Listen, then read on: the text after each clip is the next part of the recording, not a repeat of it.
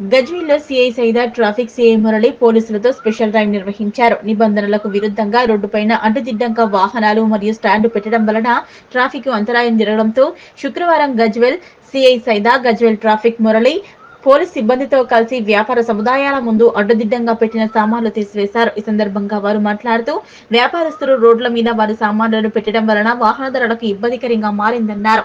వ్యాపారస్తులు రోడ్ల మీదకి వారి వస్తువులను ఉంచకూడదని సూచించారు.